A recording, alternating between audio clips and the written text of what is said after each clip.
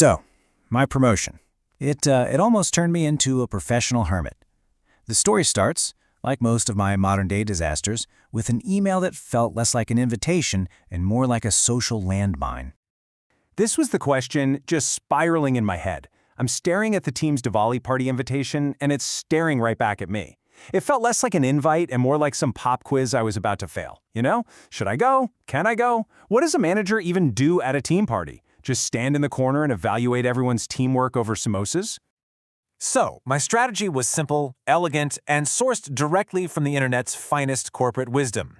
I was going to create boundaries.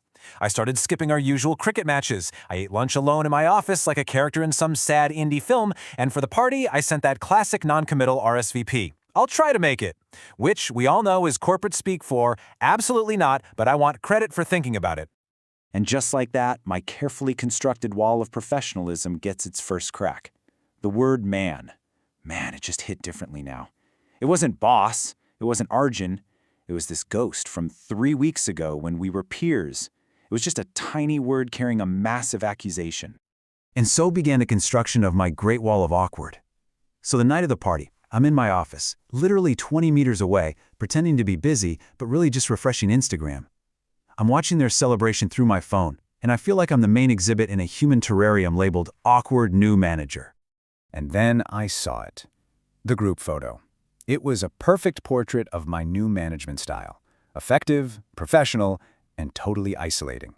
That empty chair was practically screaming, "He's being professional over here," while everyone else was just being people.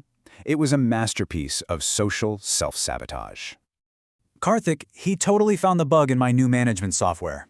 He messages me, "You feel more distant than when you were on vacation in Goa last year." And he was right. I was physically closer, but emotionally on another continent. I had no real answer, so I sent the most hollow gesture in the digital universe, a single Happy Diwali emoji. He left me on read. Just boom. The digital equivalent of a door slamming in your face. And then, the next day, came the real gut punch. Neha shows up at my office door, and her words they laid it all bare.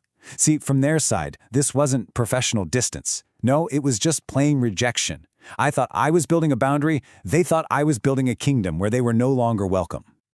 I had overcorrected so hard that I created a brand new, even worse problem. My management style was swinging between drill sergeant and lonely hermit, and I was just failing spectacularly at finding any middle ground. I needed help. So I did what any desperate person does on a Friday night. I called my mentor, Kavita. So I basically just dumped my entire mess on Kavita. You know, I told her about the party, the messages, how all those management articles I'd read told me to keep my distance to build that wall. And I just kind of stumbled. I mean, she was my director, 2 levels above me. We weren't friends in the let's go on a weekend trick sense of the word. But she knew my mom had surgery, she remembered I was vegetarian, she was warm, caring, but she was still my boss. It was confusing. And this is where it got really interesting. Kavita pointed out that all those articles, they set up this false choice. They give you 2 terrible options, right? It's like the only choice you have is between being your team's on-call therapist or being a complete robot. The real answer wasn't even on the list. She introduced this third option, this space that exists between the 2 extremes. It wasn't about being buddies. It was about creating psychological safety. It was about being a human being who also just happens to sign their expense reports.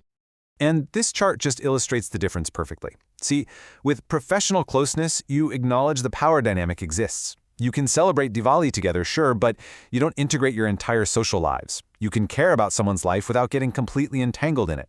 It's warm, but with guardrails. So, after dropping this little nugget of wisdom, she didn't just let me sit there and ponder it. Oh no, she gave me an immediate and frankly terrifying action item. It was time to face the music, and more importantly, the gulab jamun. So I walk to the lounge, I'm standing outside the door, and my brain is running this high-speed simulation of every possible social disaster.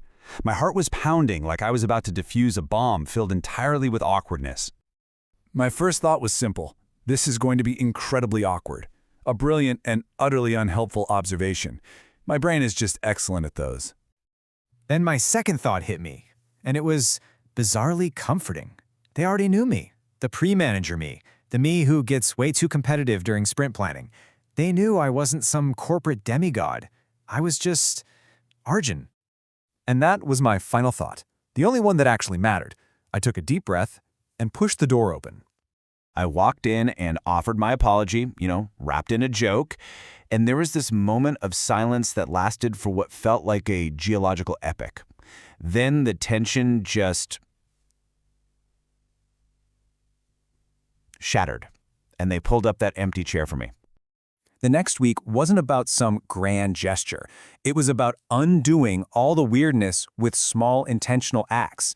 It was about putting that whole professional closeness thing into practice. I just started showing up again. Not as their best friend, no, but as their manager, who was also a human being. I listened to their terrible jokes, I asked about their lives, and I played cricket just as badly as I did before the promotion, which I think they really appreciated. Neha's words a few days later, they just confirmed it. The goal was never to go back to being a peer. That was impossible. The goal was to move forward into a new role, a leader they could actually trust. Looking back, it's so clear I was trying to solve the wrong problem. The challenge wasn't how to create distance. It was how to build a whole new kind of trust. I had traded a real connection for a fake sense of professionalism, and in the process, I almost lost both. And that's really what I'm still working on. Because let's be honest, showing up for a party is the easy part. Building professional closeness is pretty simple when things are good. The real test, the next level of this whole management game, is holding on to that trust and care when things get tough, when you have to deliver the news that nobody wants to hear.